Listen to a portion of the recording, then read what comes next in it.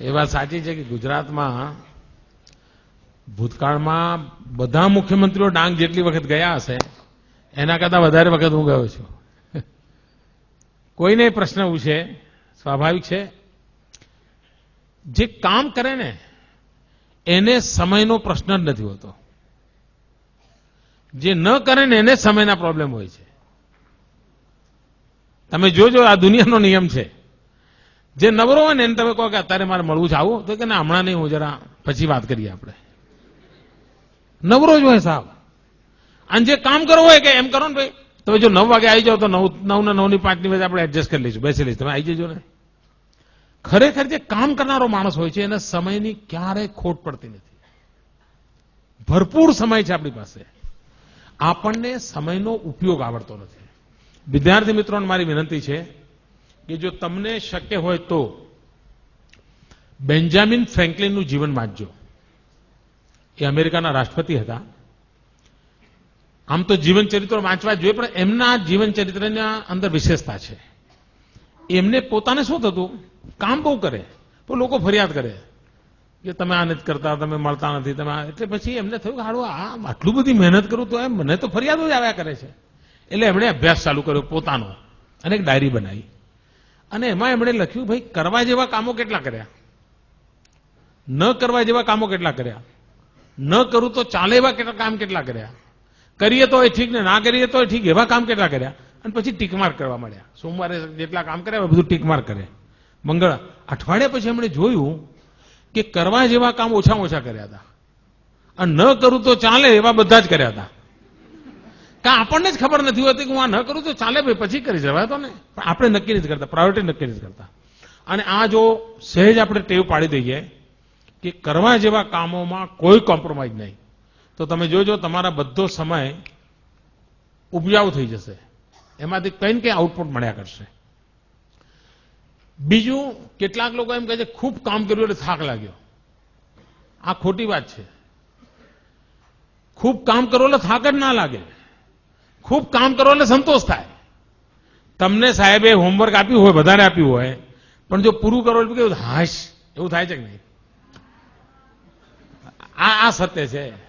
અને બાકી હોય તો મમ્મી હું દૂધ લેવા નહીં જાઉં, મારું લેસન બાકી છે.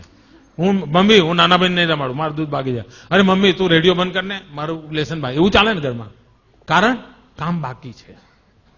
ખરેખર કામ કર્યાનો થાક હોતો જ નથી, કામ કર્યાનો સંતોષ હોય છે. અને જીવનમાં તમે જોજો, કોઈ દિવસ કામનો થાક લાગે જ નહીં. આ ખોટું ભ્રમ છે. બહુ કામ છે, થાકી ગયો. કાં તો પછી તમે ન કરવાના બધું કરતા હો તો થાકી જતા હો. અને તેથી સમયનો ઉપયોગ કેવી રીતે કરવો, સમય બરબાદ ન થાય એના તરફ આપણું ધ્યાન હોવું જોઈએ. મને યાદ છે એકવાર હું કેકા શાસ્ત્રીજી, તમે નામ સાંભળ્યું હશે, બહુ જ મોટા આ રાજ્યના ખૂબ મોટા વિદ્વાન, એમની સાથે એકવાર હું પ્રવાસમાં ગયેલો અને લગભગ 10 દિવસનો મારો પ્રવાસ હતો. અને મને એમ કે આ વડીલની સેવા કરવાનો મને અવસર મળ્યો છે, એમની સેવા કરું. એ વખતે એમની ઉંમર લગભગ 85-90 ની આસપાસ તો હશે. એ ગુજરી ગયા હતા, એમની ઉંમર 102 વર્ષ હતી અને આપણે એમની શતાબ્દી ઉજવી હતી. એમણે 250 કરતા વધારે ગ્રંથો લખેલા હતા. તો મેં એમને 10 દિવસ બરાબર ઓબ્ઝર્વ કર્યા. તમને આશ્ચર્ય થશે, એમણે શબ્દકોશ લખ્યો છે, ગુજરાતી શબ્દકોશ. માનો કે રેલવે ફાટક હોય અને રેલવે ફાટકમાં અમારી ગાડી ઊભી રહી હોય, તો આપણે શું કરીએ? ઊભા રહીને નીચે લટાર મારીએ, યા ત્યાં સિંગ ચણાની લારી હોય તો ત્યાં જઈએ, ક્યાંક ટમેટા મળતા હોય તો એ જઈએ, એવું બધું કરીએ ને. મેં જોયું કે જેવી બસ ઊભી રહી નથી કે પોતાના થેલામાં ચોપડો કાઢ્યો નથી, તરત આમ લખવાનું ચાલુ જ કરી દે અને ફરી પાછી ફાટક ખુલે અને બસ ચાલે પછી અમને મૂકી દે. મને એમ થાય કે આ માણસ સમયનો કેટલો બધો ઉપયોગ કરે છે.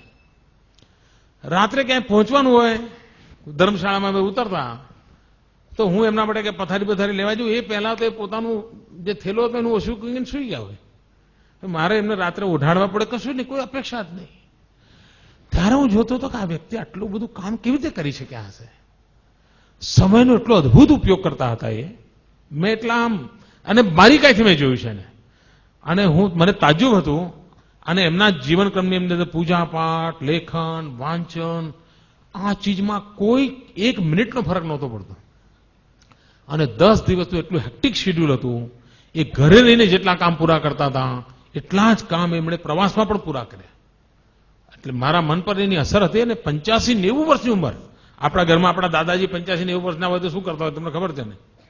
આ 85-90 વર્ષની ઉંમરે અને 103 વર્ષ જીવ્યા હતા. જીવનને કેટલું પરફેક્ટ એમણે રાખ્યું હશે એનો તમે અંદાજ કરી શકો છો. તો સમયનો સદુપયોગ આ મંત્ર લઈને જો ચાલીએ, કરવા જેવા કામોને પૂરા કરવાનો આગ્રહ રાખીએ, કામમાં આનંદનો ભાવ અનુભવીએ તો આપણને ચોક્કસ પરિણામ મળે.